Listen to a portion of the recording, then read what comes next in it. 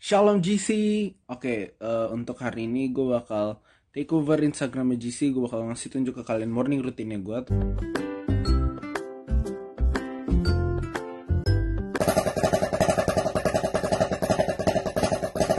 Setelah itu, kita aduk bahan-bahan tadi menggunakan mixer sampai dia mengembang. Nah, biar lebih cepat mengembang, aku saranin kalian buat pakai pengembang kue atau ovalet.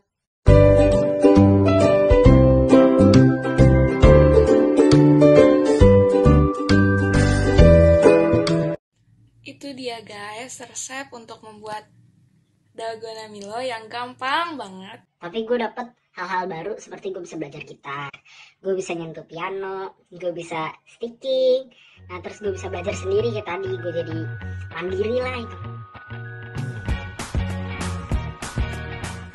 Orang yang duduk dalam lindungan yang maha tinggi dan bermalam dalam naungan yang maha kuasa akan berkata kepada Tuhan, tempat perlindunganku dan kubu pertahananku, Allahku yang kupercayai.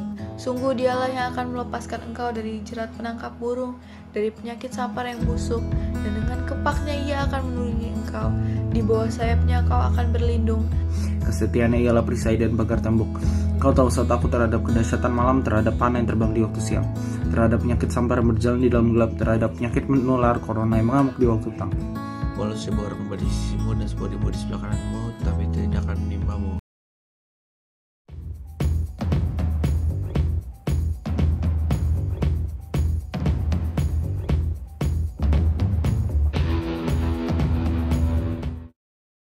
Shalom GC Depok. Shalom, shalom, damai Allah dalam dan selamanya.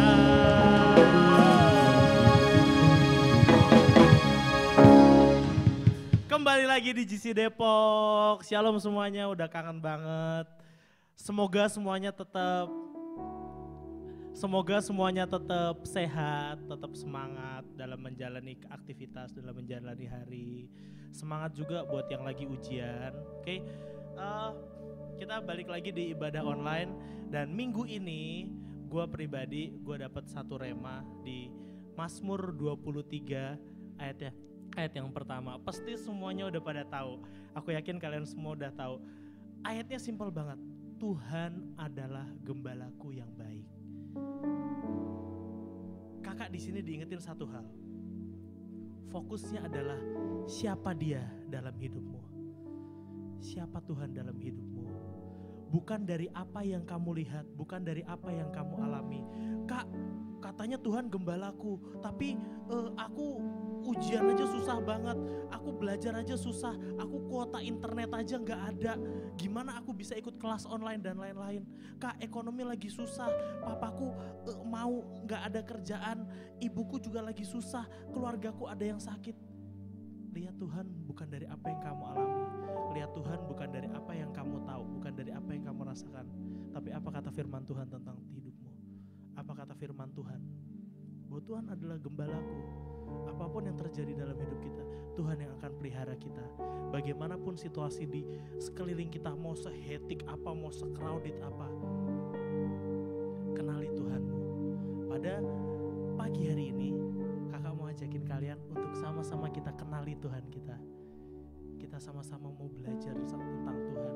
Kita mau sama-sama beribadah.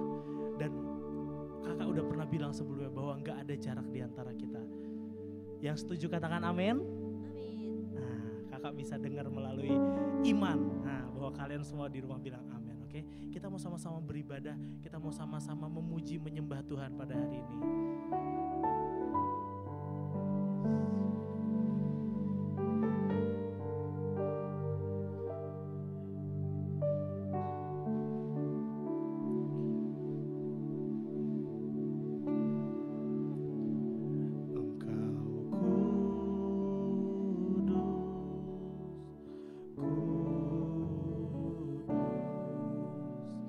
Tiada yang sepertimu.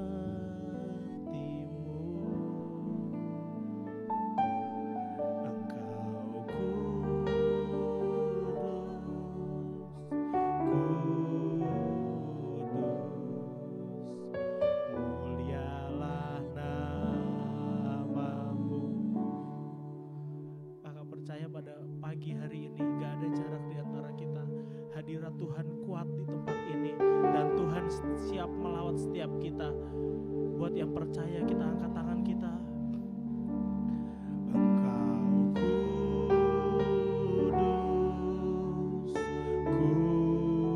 kudus, kudus. Mari kita masuk hadirat Tuhan lebih lagi.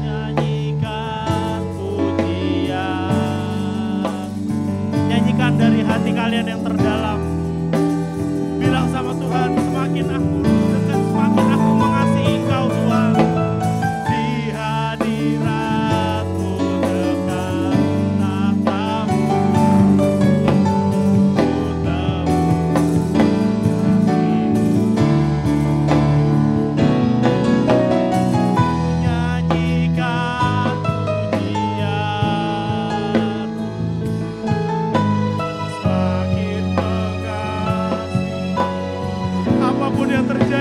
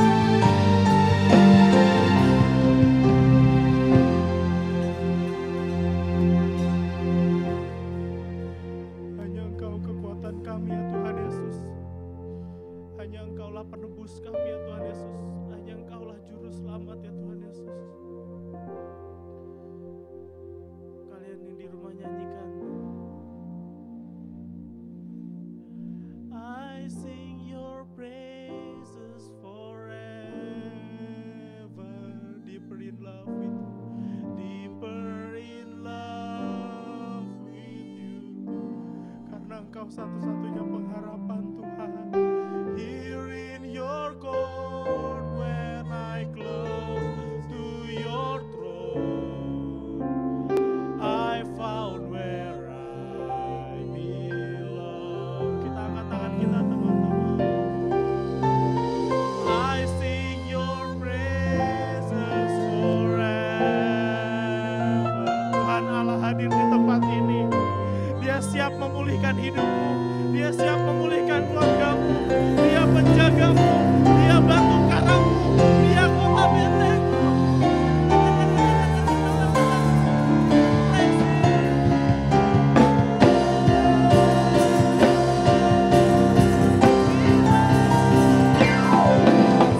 I sing your praises forever. Come on, isi demo. With you. Here in your court when I close, I found where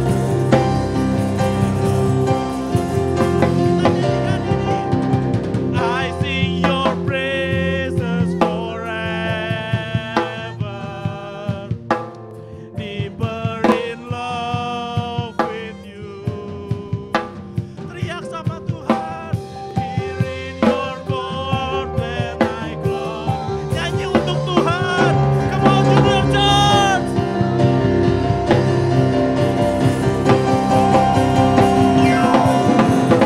I sing your praises forever.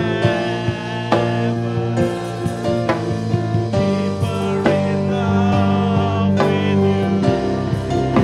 Sekarang waktunya keluarga kita dipulihkan. Sekarang waktunya kita berdiri untuk negara ini. I found where I belong. I sing your praises. I sing your praises forever. Selamanya kami akan menyembahmu. Selamanya kami akan meninggikan namamu. Karena namamu yang menyelamatkan. When I close to your throne, I found where I belong. Here in your court, dari tempat ini Tuhan.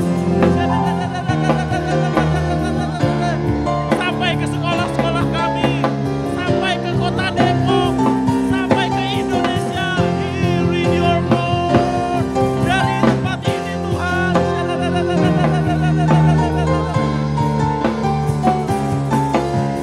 I found where I belong. Here in your court when I close to your throne. Sama-sama kita katakan, I found where I belong. Kita berikan kemuliaan buat Tuhan. Kita berikan sorak-sorai buat Tuhan.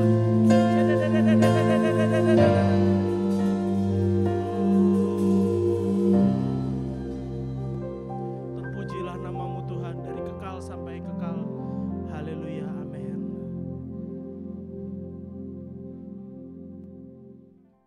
Shalom teman-teman.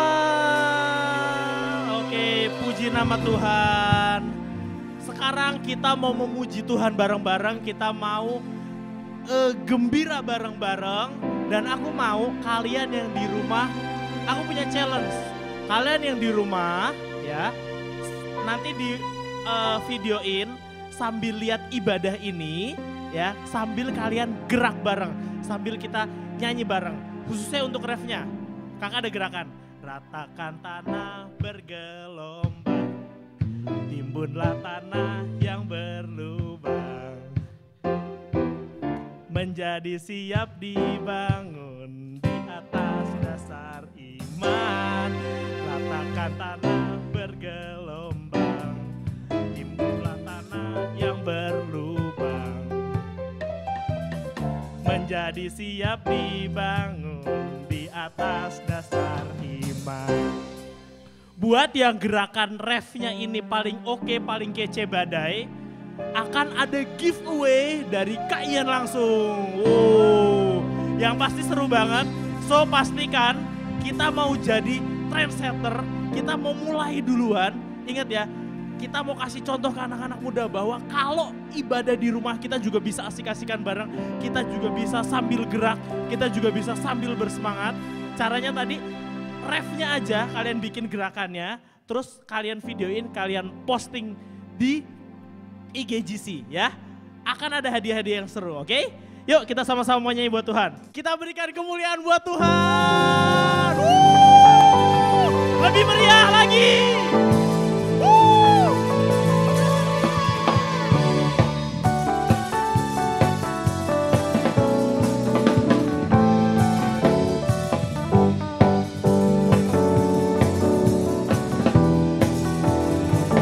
Kita bangkit berdiri, kita berikan kemuliaan buat Tuhan.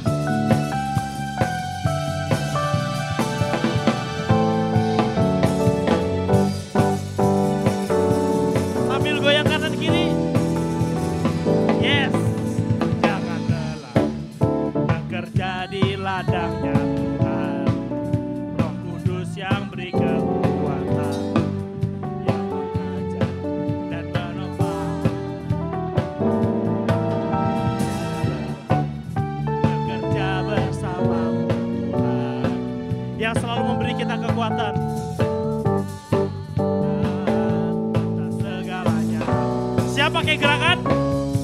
Ratakan tanah bergelombang, timbunlah tanah yang berlubang, menjadi siap dibangun di atas dasar iman. Ratakan tanah bergelombang, timbunlah tanah yang berlubang, menjadi siap dibangun di atas dasar iman. Kita bersukacita dalam rumah Tuhan, amin. Karena di rumah Tuhan ada sukacita, ada damai sejahtera. Kita berikan kemuliaan buat Tuhan. Jangan lelah, jangan lelah, harus semangat. Roh Kudus yang beri kekuatan, yang mengajar dan menopang.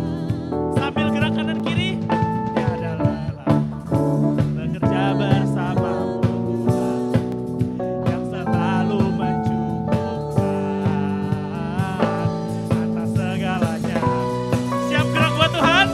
Ratakan tanah bergelombang, tanah yang berlubang, menjadi siap dibangun di atas dasar iman. Sekali lagi, ratakan tanah bergelombang, timbunlah tanah yang berlubang, menjadi siap dibangun di atas dasar iman. Sekarang kalian coba sendiri ya, jangan lupa direkam, oke? 1, 2, ratakan tanah bergelombang, timbunlah tanah yang berlubang. Boleh pakai gerak sendiri, gak apa-apa. Menjadi siap dibangun di atas dasar iman. Ratakan tanah bergelombang.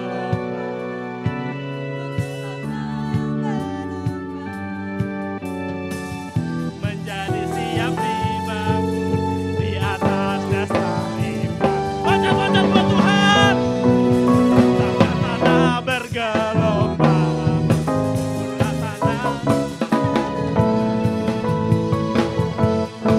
siap dibangun di atas dasar iman. Angkat tangan kalian. Ratakan tanah bergelombang, timbunlah tanah yang berlubang, menjadi siap dibangun di atas dasar iman. Menjadi siap dibangun, menjadi siap dibangun, menjadi siap dibangun, menjadi siap dibangun di atas dasar iman.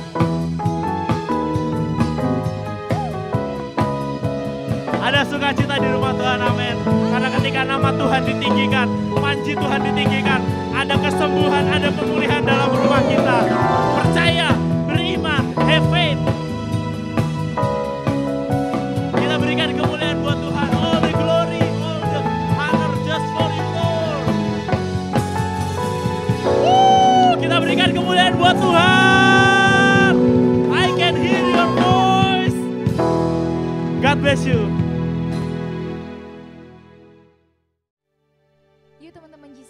bersatu dalam doa. Dan hari ini aku mau ngajak kita semua untuk deklarasi suatu movement yang aku mau ajak teman-teman semua, Jemaat JC atau siapapun yang sedang nonton, wherever you are, yuk coba di pause dulu video ini.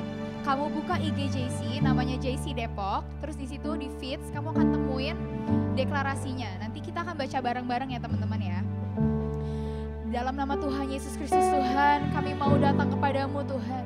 Kami mau datang Tuhan Yesus, dan kami mau perkatakan Tuhan Yesus, apapun yang keluar dari mulut kami hari ini Tuhan Yesus, pasti jadi karena penuh kuasa Tuhan apapun yang kami katakan.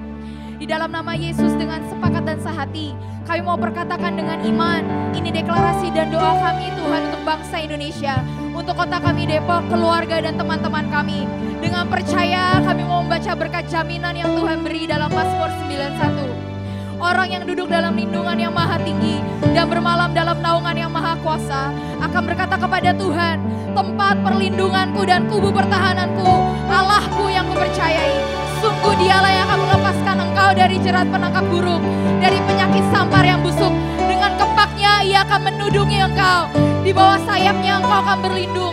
Kesetiaannya ialah perisai dan pagar tembok. Engkau tahu saat takut terhadap kedahsyatan malam, terhadap panah yang terbang di waktu siang, terhadap penyakit sampar yang berjalan di dalam gelap, terhadap penyakit menular corona yang mengamuk di waktu petang. Walau 1000 orang rebah di sisimu dan 10.000 di sebelah kananmu, tetapi itu tidak akan menimpamu. Engkau hanya menontonnya dengan matamu sendiri dan melihat pembalasan terhadap orang-orang fasik. Sebab Tuhan ialah tempat perlindunganmu, yang maha tinggi telah kau buat tempat perteduhanmu. Malapetaka tidak akan menimpa kamu, dan tulah tidak akan mendekat kepada kemahmu. Sebab malaikat-malaikatnya akan diperintahkannya kepadamu untuk menjaga engkau di segala jalanmu. Mereka akan menatang engkau di atas tangannya, supaya kakimu jangan terantuk kepada batu. Singa dan ular tedung akan kau langkahi, engkau akan menginjak anak singa dan ular naga. Sungguh hatinya melekat kepadaku, maka aku akan meluputkannya, aku akan membentenginya, sebab ia mengenal namaku. Bila ia berseru kepadaku, aku akan menjawab. Aku akan menyertai dia dalam kesesakan, aku akan meluputkannya dan memuliakannya. Dengan panjang umur akan kukenyangkan dia, dan akan kuperlihatkan kepadanya keselamatan daripadaku. Sungguh kami percaya apa yang kau beri adalah ya dan amin. Kami percaya engkau adalah Alfa, Allah dan Omega, yang mengendalikan segala sesuatu dari awal hingga akhir. Tuhan Maha Kuasa yang bisa mengubah kutuk jadi berkat, kemalangan jadi kemenangan, dan kejatuhan jadi kesaksian, yang memuliakan namamu. Terima kasih Tuhan, dalam keadaan apapun kami tetap memuji-Mu dan bersyukur padamu. Sebab Engkau sungguh baik, bawasannya untuk selamanya kasih setia-Mu. Biar ini jadi masa banyak orang bertemu dengan kasih-Mu Tuhan. Nyatakan kemuliaan-Mu di tengah-tengah badai ini. Di dalam nama Yesus kami bisa kembali bersekolah, bekerja, dan beribadah bersama-sama saudara-saudara kami. Bukan kembali ke normal, tapi justru ke dalam keadaan yang lebih baik. To the next level we go, we'll conquer this trial in your grace. Jadi di dalam nama Yesus tidak ada penundaan sekarang dan amin. Mari Tuhan Roh Kudus sempurnakan doa kami. Yuk teman-teman kita katakan amin 3 kali bersama-sama. Amin, amin, amin.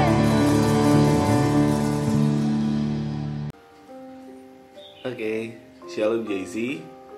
Selamat pagi dan terima kasih buat tim Present Worship JC yang tadi sudah ngajak kita bareng-bareng untuk muji dan nyembah Tuhan. So, kita akan dengerin kebenaran firman Tuhan, namun sebelum itu kita berdoa bareng dulu ya teman-teman ya. Kami mengucap syukur Tuhan Yesus buat pagi hari ini. Tuhan Yesus, Engkau jadikan begitu indah untuk kami semua ya Bapa.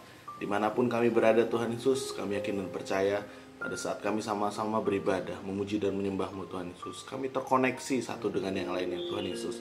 Pada pagi hari ini Tuhan Yesus, kami gak hanya mau memuji dan menyembah-Mu Tuhan Yesus, tapi kami mau mengenal Engkau lebih lagi Tuhan Yesus. Di masa yang sulit ini Tuhan, kami tahu betul yang kami butuhkan itu Engkau. Lebih lagi di dalam hidup kami, lebih lagi di dalam hidup kami Tuhan, supaya hidup kami boleh menjadi dampak. Tuhan, biar bukan hikmat hamba-Mu, bukan pengetahuan hamba-Mu, tapi biarlah Engkau yang pimpin Tuhan Yesus pewartaan firman ini mulai dari awal pertengahan hingga akhirnya. Dan kami minta Tuhan Yesus, roh yang penurut, Roh Kudus-Mu untuk membantu kami supaya kami lebih mengenal Engkau lebih lagi ya Bapa. Terima kasih Tuhan Yesus, hanya di dalam nama anak-Mu kami telah berdoa dan mengucap syukur. Haleluya, amin. So teman-teman, di ibadah online kali ini Kak David, saya akan bawain tentang signifikan. Signifikan itu jadi tema besar JC di tahun 2020 ini, dan itu yang jadi pedoman kita. Apa sih Kak signifikan itu? Dan kenapa sih Kak mesti signifikan? Itu udah lewatin pergumulan doa bareng-bareng oleh para leader, dan kita berdoa puasa dapatnya mengenai signifikan ini. Kenapa harus signifikan? Nah, makin kesini makin dijalanin. Ini kita dapat di awal-awal Februari waktu itu, udah didoakan dari Januari, tapi makin kesini Tuhan mulai bukakan lagi pengertian dari signifikan ini. Nah, kalau misalnya kita buka di Kamus Besar Bahasa Indonesia, signifikan ini artinya penting atau berarti. Jadi suatu perubahan yang bukan cuma sekedar, bukan cuma yang penting, bukan cuma ya udahlah atau asal, tapi benar-benar suatu perubahan atau tindakan yang memiliki arti dan juga dampak. Dampaknya bukan buat diri kita aja, tapi juga buat orang lain. Bahkan bisa jadi kita ngomongin ini soal berkat, soal kesaksian, soal perubahan hidup yang benar-benar hidup. So hari ini kita mau belajar lebih lagi signifikan itu seperti apa. Nah, kalau Kak David boleh kasih contoh ke kalian, seperti apa sih Kak yang dimaksud dengan signifikan itu? Signifikan itu contoh yang paling gampang adalah seperti Rasul Paulus. Sebelumnya dia adalah Saulus, kemudian jadi Paulus. Oh, berarti cuma ganti nama Kak? Bukan sekedar ganti namanya aja. Tapi di sana ketika seorang Saulus ketemu dengan Tuhan Yesus sendiri, ketemu dengan Tuhan di sana, hidupnya berubah. Dia memutuskan bahwa nama gue jadi Paulus. Gue yang tadinya adalah pembenci Tuhan Yesus, gue yang tadinya akan memenjarakan dan kalau bisa membunuh semua pengikut Tuhan Yesus, dia berubah 180 derajat. Perubahannya itu benar-benar bukan hanya untuk dirinya sendiri karena dia jadi pengikut Kristus, tapi bahkan kita rasakan sampai sekarang. Perubahan sikap hidupnya dia, perubahan mentalnya dia, perubahan cara dia memandang Tuhan, itu berpengaruh sampai sekarang. Buat kita, buat kalian, itulah yang dimaksud dengan signifikan. Jadi bukan suatu perubahan yang ayo udah deh Kak, yang penting aku udah berubah, yang penting aku udah mau lebih baik lagi. Enggak. Benar-benar 180 derajat. Dan kita akan belajar pentingnya dari sikap dan perubahan ini, signifikan ini di dalam hidup kita. Oke? Kita mau belajar lagi bahwa kita tahu di tahun 2020 ini dikatakan oleh Opa Niko bahwa ini kita memasuki sebuah dimensi yang baru, tahun dari dimensi yang baru, dan kita nggak bisa lagi teman-teman suam-suam kuku, kita nggak bisa lagi setengah-setengah dalam ngikut Tuhan, kita nggak bisa lagi kita di hari Minggu kita ibadah JC, di hari Minggu kita ngobrol dengan Tuhan, di hari Minggu kita menyembah Tuhan pol-polan, tapi di hari Senin kita balik lagi ke teman-teman kita ngerokok lagi, kita bohong lagi, kita nyontek lagi. Dan itu berlangsung sampai hari Sabtu, sampai hari bahkan mau Minggu lagi kita seperti itu. Baru nanti di hari Minggu kita bertobat lagi. Udah gak bisa lagi kayak gitu teman-teman. Signifikan, itu yang kita butuhkan di zaman akhir ini. Kita benar-benar harus berdampak, kita benar-benar harus berbeda. Ketika yang lainnya nyontek, kita gak nyontek. Ketika yang lainnya yang memilih untuk ngerokok, kita bilang, bro, rokok itu gak bagus. Bahkan itu menyakiti hati Tuhan. Ketika yang lainnya memilih untuk marah, kita bahkan jadi pendebat damai. Nah, itu yang dimaksud dengan signifikan. Dan di zaman akhir ini, kita memasuki tahun dimensi yang baru ini, Tuhan makin nyatakan bahwa memang sikap kita itu harus berbeda dengan orang-orang yang ada di dunia ini. Perbedaannya tuh gak boleh lagi cuman sebatas, ya dia ngerokoknya 5 batang, kita 1 batang. Dia nyonteknya 1 buku paket, kita cuman 3 nomor. Udah gak bisa gitu lagi. Perbedaannya benar-benar antara terang dan juga gelap. Perbedaannya adalah ya orang-orang yang mengenal Tuhan dengan sungguh-sungguh, dengan yang enggak. Nah teman-teman, kita mau belajar dari satu tokoh di Alkitab yang dia melakukan perubahan signifikan, dia bertobat, dan setelah itu dia melakukan perubahan yang signifikan. Kalian pasti masih bingung, Kak, signifikannya harus seperti apa nih, Kak? Apa setelah aku mengakuin dosaku, aku minta ampun nanti nih bareng-bareng, terus oke, Kak, aku langsung jadi pelayan Tuhan, aku langsung akan berkhotbah seperti Pak Yongki, aku nanti di ibadah minggu aku gak mau lagi JC, aku maunya khotbah pokoknya di ibadah raya. Ya gak usah gitu juga, bro. Kita belajar dari hal yang kecil dulu tapi signifikan. Oke? Nah, kita mau belajar dari satu tokoh di Alkitab, yaitu seorang Petrus, muridnya Tuhan Yesus, yang dimana kita tahu sama-sama ketika kematian Tuhan yang kita rayakan gak lama kemarin, dia tuh udah nyangkal Tuhan 3 kali.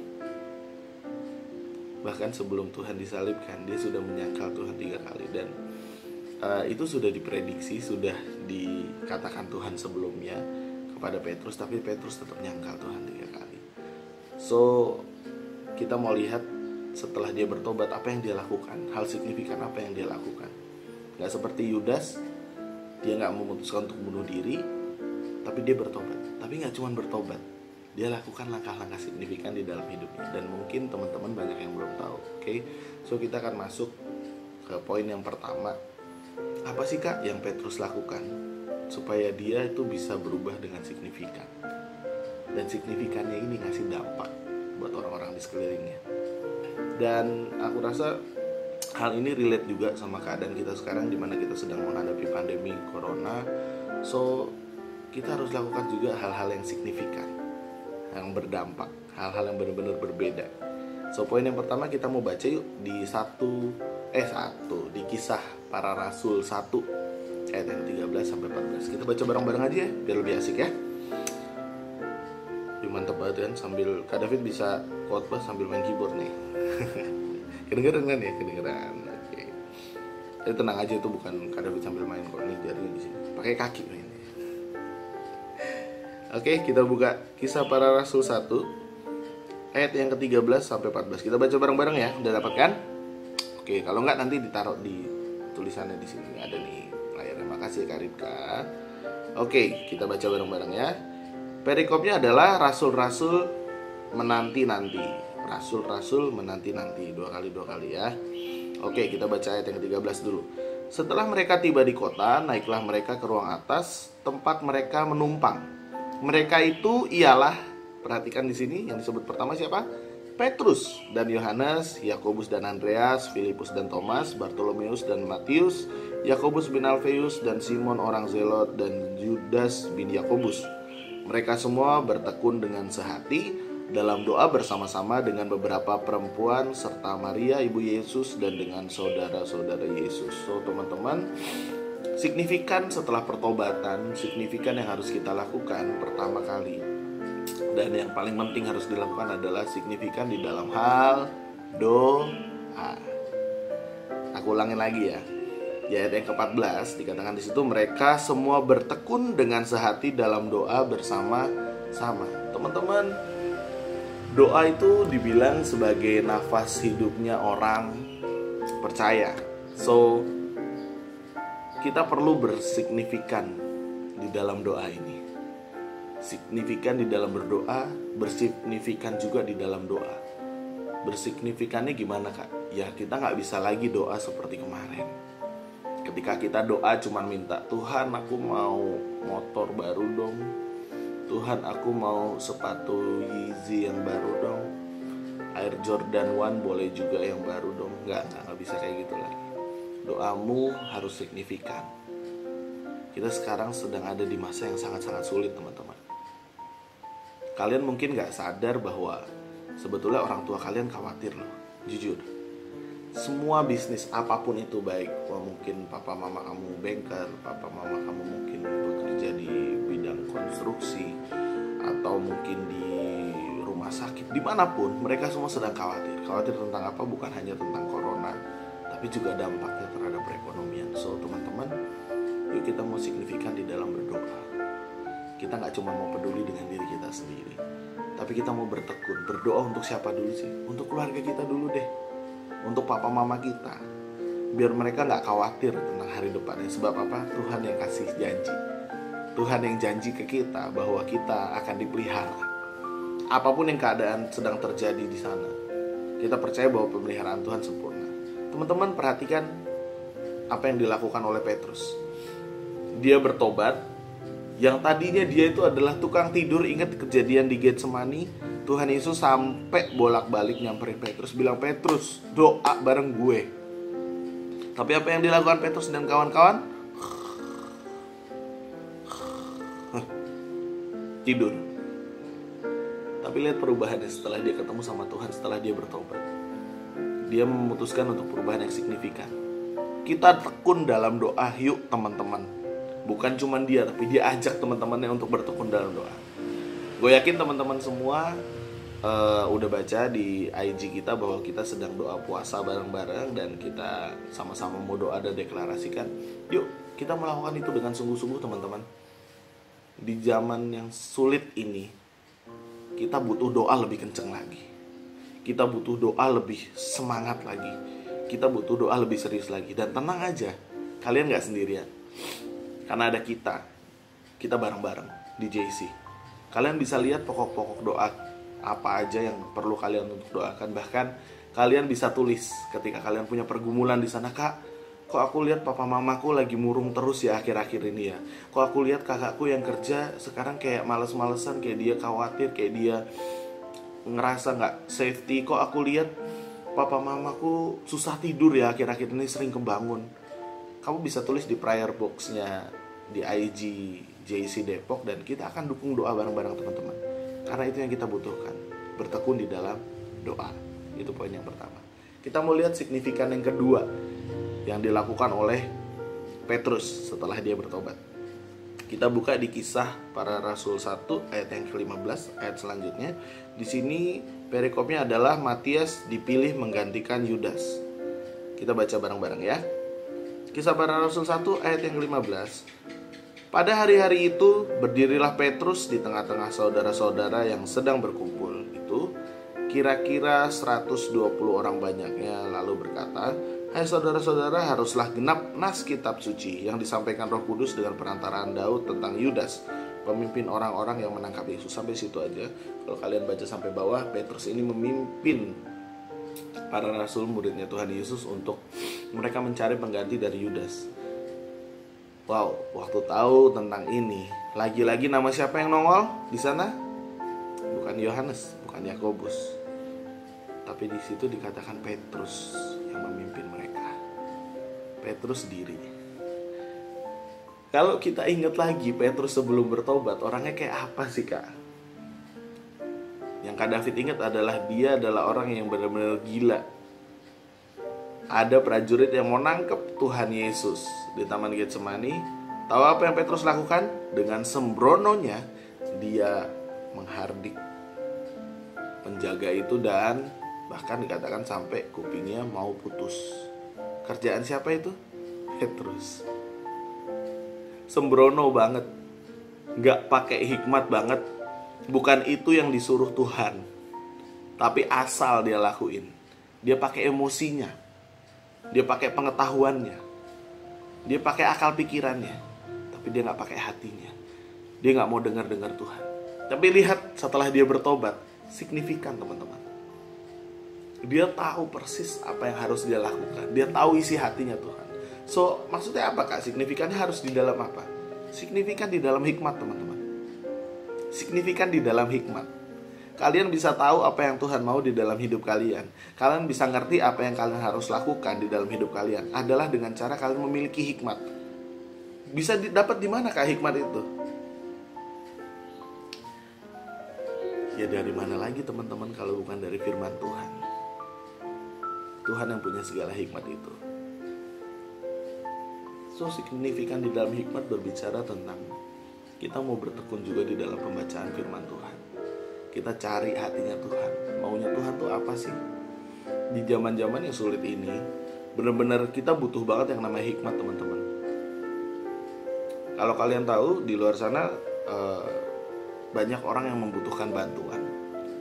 Mereka yang tadinya punya pekerjaan jadi gak punya pekerjaan. Mereka yang tadinya misalnya biasa jualan cireng, tapi karena ada COVID-19 ini jadi cirengnya gak laku dan kita harus bantu mereka. Tapi ingat juga bahwa tingkat kejahatan juga makin tinggi. So kalau kalian gak hati-hati dalam menolong orang, kalian gak hati-hati juga dalam membantu orang, bisa jadi backfire buat kalian gitu. Kalian gak pakai hikmat, gue mau bagi-bagi beras deh, gue mau bagi-bagi sembako buat orang-orang yang membutuhkan, tapi kalian bagi-bagiinnya di tempat yang sepi gitu, misalnya dekat kuburan jam 12 malam. Kalian bukannya bagi-bagi sembako sih, itu yang ada di begal.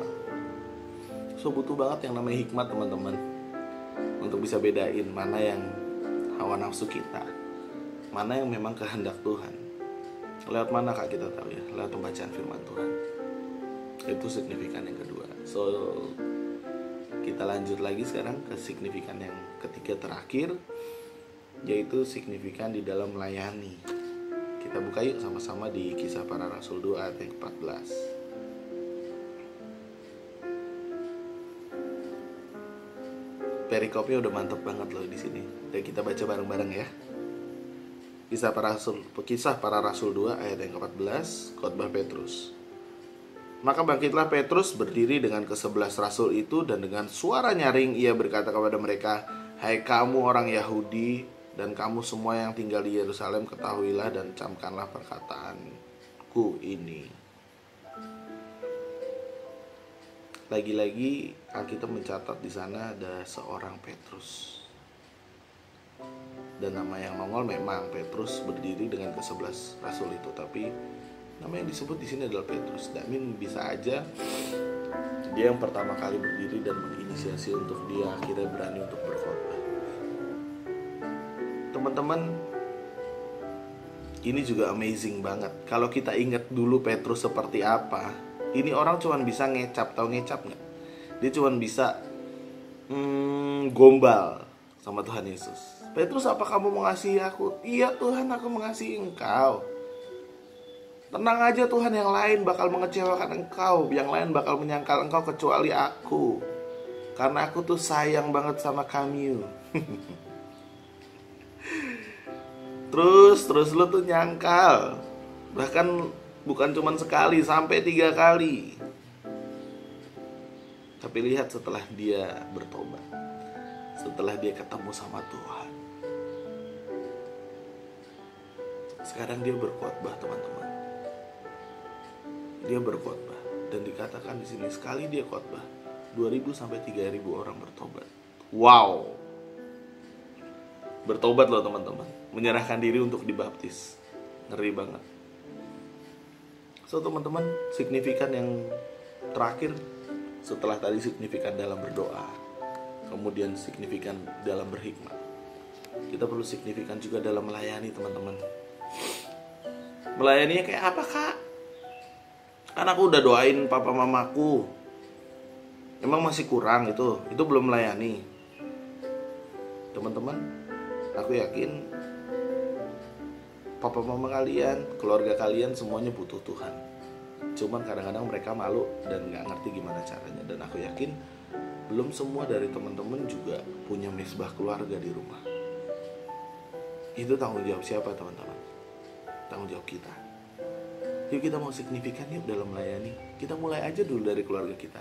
Aku yakin bukan suatu kebetulan kalau misalnya ada COVID-19 di Indonesia dan berlangsung sudah cukup lama. Kak David sudah hampir sebulanan di rumah, kerja dari rumah maksudnya. Itu bikin Kak David jadi merasa bahwa memang benar pelayanan tuh yang diutamakan, yang harus pertama kali dilakukan adalah dari rumah dulu teman-teman. Seberapa banyak dari teman-teman yang sudah melakukan mesbah keluarga di rumah, atau memang sudah ada mesbah keluarga di rumah? Rutin setiap hari kah? Karena kalau mesbah keluarga di rumah itu kan harus ada yang WL. Kalau ini kalau mesbah keluarganya Kak David ya, kita selalu bagi-bagi tugas. Jadi karena orangnya banyak, ada sekitar 2 tim futsal deh. Jadi kita bagi-bagi tugas. Ada yang WL, kemudian nanti ada yang akan sharing firman, kemudian nanti kita akan doa syafaat bareng-bareng. Dan itu biasanya dilakukan setiap sore, dari jam 6 bahkan sampai jam 9 malam ya, tergantung dari kesibukannya semuanya. Yang penting kita semua sepakat untuk ngumpul dan kita muji nyembah Tuhan, baca firman Tuhan, habis itu kita doa. Doanya juga bukan cuma doa buat bobo, tapi juga doa buat syafaat. Nah teman-teman, aku yakin belum semua anggota keluarga kalian kayak gitu, dan masih banyak yang malu, nggak usah deh, gini deh. Nah, itu tugas siapa teman-teman? Tugas kita. Karena apa? Kita percaya bahwa 2-3 orang berkumpul di situ Allah hadir. Memang betul kita harus saat teduh setiap hari semuanya. Setuju banget, dan kadang kita pun saat teduh setiap hari. Tapi ingat, ketika kita unity, itu ada power yang lebih. Ketika kita mau bersepakat, apalagi sebagai satu keluarga, di situ ada kekuatan yang luar biasa. Dikatakan bahwa 2-3 orang berkumpul, di situ Allah hadir. Dan ketika Allah hadir, aku yakin dia nggak cuma datang gitu aja, tapi dia bawa berkatnya, dia bawa mujizatnya. Nah teman-teman, itu yang kita butuhkan di zaman akhir ini. Yuk kita mau melayani keluarga kita, yuk lebih lagi. Kita mau layani papa mama kita. Apa yang jadi kesusahannya papa mama kita, apa yang jadi bebannya papa mama kita mau bawa di dalam mesbah keluarga ini. Bahkan teman-teman, nggak cuma mesbah keluarga loh, teman-teman juga bisa ikutan di Cool Online kita juga. Kalian tinggal sebutin ID kalian di ID Zoom kalian, atau kalian minta invite nanti sama kakaknya, siapapun. Kita siap untuk melayani kalian teman-teman. Kalian ajak 3 orang, 4 orang, Kak kita bikin Cool Online yuk di Zoom. Sip, kita akan layani kalian. So teman-teman, yuk kita mau lakukan sesuatu yang signifikan. Bukan cuma yang sekedar, bukan cuma yang asal, bukan cuma yang penting ada, tapi benar-benar kita lakukan dengan sungguh-sungguh. Perubahan yang kita lakukan dengan sungguh-sungguh. Kita fokus. Dan aku yakin teman-teman, itu yang menyenangkan hati Tuhan. Jadi teman-teman, firman gue udah cukup sampai sini. Kerinduan gue adalah di era Pentakosta ketiga ini, Tuhan sedang mempersiapkan kita untuk jadi penuai teman-teman, pemimpin akhir zaman. Yuk kita mau persiapin ini. Kita mau bertekun di dalam doa, kita mau bertekun di dalam pembacaan firman Tuhan, dan kita bertekun dalam melayani Tuhan. Kalau kalian nanti sudah lakuin ini, aku tunggu press report kalian ya di IG kita, ataupun kalian chat personal ke Kak David ataupun ke kakak-kakaknya. Kak puji Tuhan Kak, sekarang aku udah ada mesbah keluarga. Wow, itu akan jadi kesaksian yang nguatin juga, dan akan jadi suatu hal yang signifikan juga pastinya buat teman-teman di sana. Kita ngasih dampak bukan cuma buat diri kita sendiri, tapi kita benar-benar ngasih dampak buat sekeliling kita. Ada amin teman-teman? Ya, kedengeran kok. Amin. Oke. So, kita doa dulu. Kita mengakhiri ibadah kita pada pagi hari ini. Kita mengucap syukur sama Tuhan sebab kita masih bisa ketemu lagi, kita masih beribadah bareng lagi dimanapun kalian berada. Itu gak penting, karena aku percaya selama hati kita nyatu, selama hati kita percaya, Tuhan yang ikat kita, Tuhan yang nyatuin kita teman-teman. Yuk kita berdoa. Kami mengucap syukur Tuhan Yesus sebab Engkau begitu baik di dalam hidup kami ya Bapa. Kami mau Tuhan Yesus hidup kami berdampak. Kami mau Tuhan Yesus untuk Engkau ubahkan kami Tuhan Yesus. Kami benar-benar signifikan Tuhan Yesus di dalam Engkau Tuhan Yesus. Bukan cuma sekedar eksis, bukan cuma sekedar ada, bukan cuma yang penting join, tapi kami benar-benar bisa jadi dampak Tuhan buat sekeliling kami. Kami benar-benar bisa jadi dampak, jadi berkat buat papa mama kami dulu, buat keluarga kami dulu Tuhan. Baru nanti Engkau pasti akan pakai kami untuk lingkungan sekolah kami, tempat kami nongkrong. Lalu Engkau akan bawa kami Tuhan Yesus ke teman-teman kami yang belum mengenal Engkau, sampai Tuhan Yesus kami melayani Engkau ke seluruh penjuru dunia ini ya Bapa. Tuhan, ini hati kami Tuhan Yesus. Kami mau serahkan kepadamu ya Bapa. Kami mau bertekun di dalam doa, kami mau bertekun di dalam pembacaan firman Tuhan, dan kami siap Tuhan Yesus untuk melayani Engkau ya Bapa. Engkau yang beri kami hikmat, Engkau yang berikan kami hati, Engkau yang berikan kami kesungguhan ya Bapa. Biar Tuhan kami boleh ketemu sama Engkau, biar Tuhan Yesus kami boleh mengenal Engkau lebih lagi Tuhan Yesus. Biar Tuhan kami boleh merasakan Engkau lebih lagi Tuhan Yesus di dalam hidup kami ya Bapa. Terima kasih Tuhan Yesus, terima kasih. Kami mau serahkan Tuhan Yesus setiap pergumulan kami ke dalam tangan-Mu ya Bapa. Terima kasih Tuhan, kiranya Kau yang berkati Tuhan Yesus adik-adik hamba-Mu Tuhan Yesus dimanapun mereka berada. Kau berkati Tuhan setiap pergumulan mereka, setiap kebutuhan hidupnya Bapa. Biar Tuhan Yesus Kau benar-benar menjadi Allah yang hidup Tuhan Yesus untuk mereka. Mereka bisa merasakan kasih-Mu lebih lagi di dalam hidup mereka ya Bapa. Terima kasih ya Bapak, terima kasih. Kami mau serahkan Tuhan Yesus setiap doa kami, pergumulan kami ke dalam tangan-Mu ya Tuhan Yesus. Dan kiranya Tuhan Yesus Engkau memberkati kami Tuhan Yesus, memberikan kami keselamatan. Engkau yang jagain kami, keluar masuk kami Tuhan Yesus. Engkau yang tutup bungkus kami Tuhan, dengan kuat kuasa darah-Mu dan Roh-Mu Tuhan Yesus. Dan biarlah Tuhan Yesus kami boleh kedapatan kudus, tidak bercacat celah, sampai Tuhan Engkau datang yang kedua kalinya menjemput kami di awan-awan permai. Dan Tuhan Yesus, kami mau serahkan Tuhan Yesus seluruh hidup kami ke dalam tangan-Mu. Hanya di dalam nama anak-Mu Tuhan Yesus Kristus, Anak Allah yang hidup, kami telah berdoa dan mengucap syukur. Setiap kita yang percaya sama-sama katakan amin. Selamat hari Minggu gengs, Tuhan Yesus memberkati.